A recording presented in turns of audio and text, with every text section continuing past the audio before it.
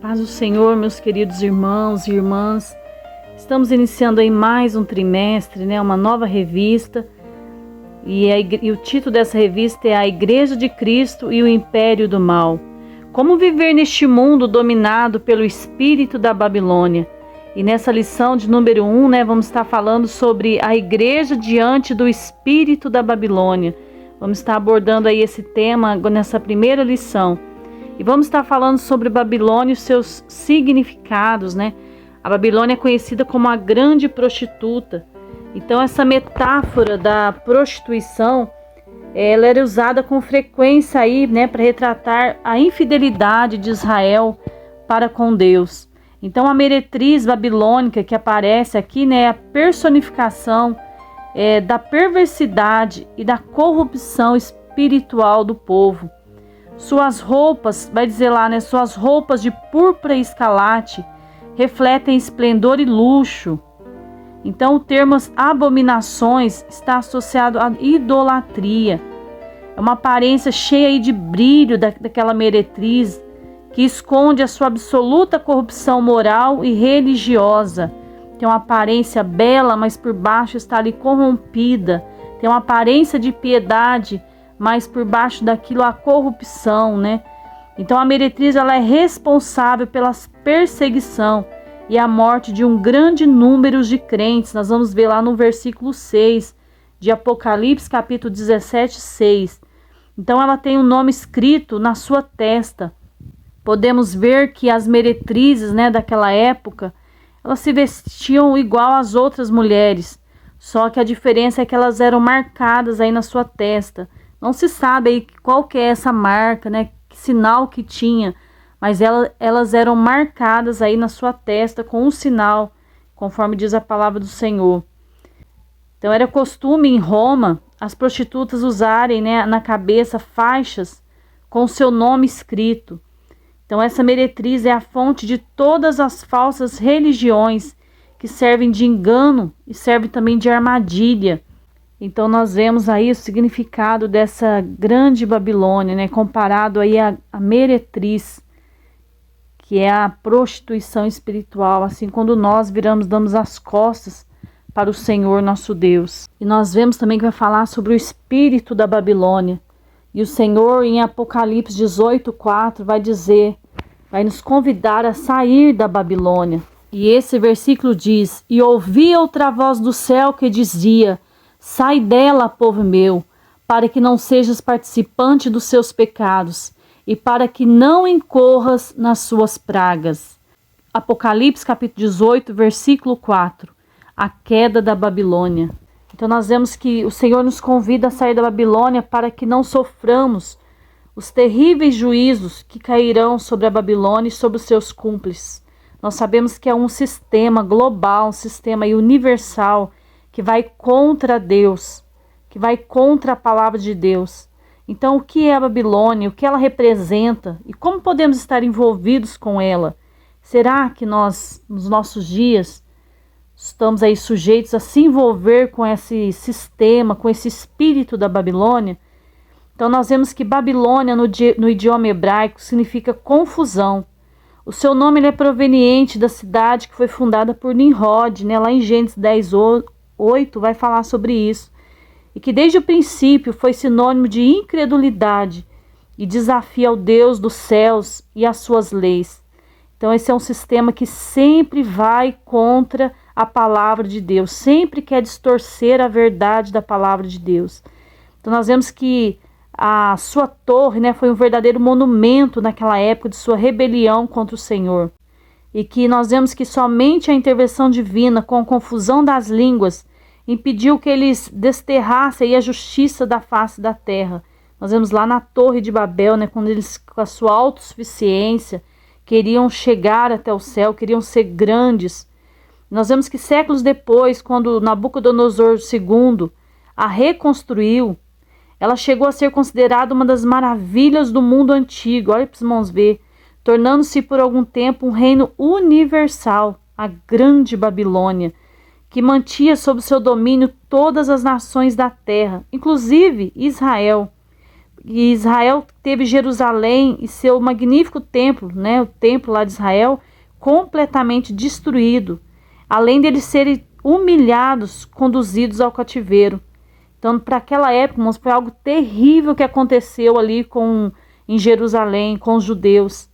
Uma época para eles foi, nossa, muito terrível, muito triste de serem ali conduzidos, né, cativos, né, para a Babilônia. O Senhor, porém, acabou humilhando Babilônia e destituiu ela do seu poder, do orgulho, submetendo ela ao domínio, né, dos povos, até que finalmente ela deixou de existir. Então a Babilônia, ela se tornou símbolo de domínio de Satanás sobre os homens, que leva à apostasia, que leva à rebelião contra a autoridade de Deus. Então, durante os primeiros séculos do cristianismo, né, tanto a literatura judaica como a cristã identificam Babilônia com o Império Romano, sob o domínio de quem Jesus foi cravado na cruz do Calvário, e os seus seguidores, perseguidos e mortos aos milhares, pois era sua intenção eliminar o cristianismo da face da terra. Eles perseguiram o Senhor Jesus, mataram o Senhor Jesus, né, perseguiram os cristãos. Então o Império Romano também foi terrível aí, junto aí com essa, conhecido também como Babilônia, né, que perseguiu aí os cristãos, esse Império Romano. Então, portanto, Babilônia tem sido reconhecida literal e simbolicamente com a grande tradicional inimiga da verdade do povo de Deus. Então, ela representa toda e qualquer autoridade, né, entidade, associação, movimento que se opõe à palavra de Deus e às verdades da palavra de Deus. Então, ela é facilmente identificada por se opor ao mandamento de Deus e aos claros ensinos das Escrituras. E como nós estamos vendo isso nos nossos dias? Como que tem se levantado aí, instituições, tem levantado aí movimentos que combatem a palavra de Deus, que querem distorcer a palavra de Deus, querem mudar textos da palavra de Deus. E nós vemos em Apocalipse que ai daquele que mexer na palavra de Deus, ai daquele que tirar um tio da palavra de Deus. Né? A palavra do Senhor Jesus, a palavra do nosso Deus, ela é imutável, ela não muda. Né? Não é a cultura que vai mudar, não são os tempos que vai mudar. Nós vemos que a palavra do Senhor, ela permanece firme, ela permanece verdadeira, ela é verdadeira e ela permanece até o fim. Então, Babilônia é a confusão religiosa causada pela interpretação pretensiosa e arrogante das Escrituras, que põe de lado a verdade do Senhor e substitui por ideologias que nós vemos nos dias de hoje. Então, somente a Bíblia, e nada mais do que a Bíblia, somente a pura, né, a simples, igual eu disse, a imutável doutrina que ela contém, que pode nos livrar da confusão promovida por essa Babilônia espiritual, por esse espírito da Babilônia. Então, somente a Bíblia, irmãos, que vai combater esse espírito da Babilônia.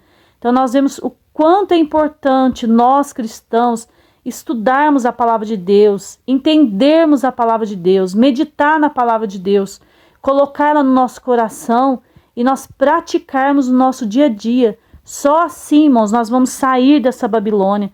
Só assim nós vamos permanecer firmes na presença do Senhor. Então, sair da Babilônia, sair dela, que está lá em Apocalipse 18, versículo 4, então significa pautar a nossa crença, né? Pautar a nossa fé, a nossa conduta, nosso dia a dia pelos ensinamentos da palavra de Deus.